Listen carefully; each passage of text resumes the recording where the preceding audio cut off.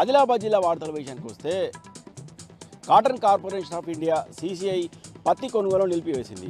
ఇటు ఆదిలాబాద్ జిల్లాలను ఇటు నిర్మల్ జిల్లాలను ఎలాంటి ముందస్తు సమాచారం లేకుండా సాంకేతిక సమస్యలు కారణంగా చూపుతూ గత 2 రోజులుగా CCI పత్తి కొనుగోలు నిలిపివేయడంతో ఈ విషయం తెలియని పత్తి రైతులు మార్కెట్ యార్డ్కు తీసుకొచ్చిన పత్తిని విధిలేని పరిస్థితుల్లో ప్రైవేటు వ్యాపారులకు అమ్ముకొని నష్టపోతున్నారు.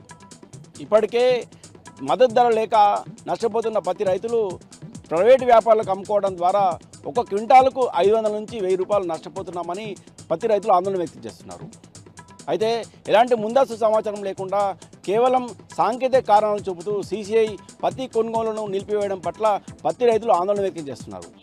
ఇప్పటికైనా అధికారులు చర్యలు తీసుకొని పత్తిని పూర్తి స్థాయిలో కొనే వరకు CCI కొనుగోలును కంటిన్యూ చేయాలని, లేని పక్షంలో ఆందోళన చేపడతామని పత్తి రైతులు ఈ సందర్భంగా హెచ్చరించారు.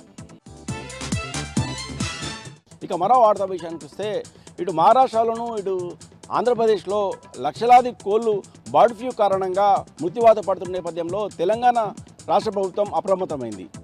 తెలంగాణ వ్యాప్తంగా 24 చెక్ పోస్టులను బార్డర్లో ఏర్పాటు చేయడం జరిగింది. అందులో భాగంగా ఇటు ఉమ్మడి ఆదిలాబాద్ జిల్లాలో 3 చోట్ల ప్రత్యేక చెక్ పోస్టులను ఏర్పాటు చేయడం జరిగింది. ఇటు మహారాష్ట్ర నుంచి వచ్చే వాహనాలను పూర్తిగా తనిఖీ చేసి కోళ్లతో వస్తున్న వాహనాలను అలాగే గుడ్లతో వస్తున్న వాహనాలను ఎక్కడికక్కడే నిలిపివేయడం జరుగుతుంది. పశుసంవర్ధక శాఖ ఆధ్వర్యంలో 3 చోట్ల ప్రత్యేకంగా చెక్ పోస్టులు ఏర్పాటు చేసినట్లు పశుసంవర్ధక శాఖకు సంబంధించిన అధికారులు తెలిపారు. ఇక నిర్మల్ జిల్లా వార్తల విషయానికి వస్తే నిర్మల్ జిల్లాలో అక్రమంగా ఇసుక తరలింపులపై జిల్లా యంత్రాంగం ప్రత్యేక దృష్టి సారించింది. పోలీసులు, రెవెన్యూ శాఖ ఆధ్వర్యంలో ప్రత్యేక టాస్క్ ఫోర్స్ను ఏర్పాటు చేయడం జరిగింది. జిల్లా కలెక్టర్ ఆధ్వర్యంలో జిల్లా SP పర్యవేక్షణలో ఈ టాస్క్ ఫోర్సు అధికారులు పనిచేస్తున్నారు. జిల్లా SP జానకి షర్మిల స్వయంగా ఇసుక డంపులపై దాడులు చేసి ఇసుక డంపులను సీజ్ చేయడం జరిగింది.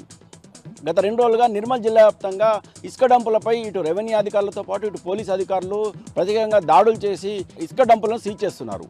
అక్రమ ఇసుక రవాణాను అడ్డుకునేందుకే ఈ చర్యలు చేపట్టినట్టు జిల్లా SP జానకి షర్మిల తెలిపారు.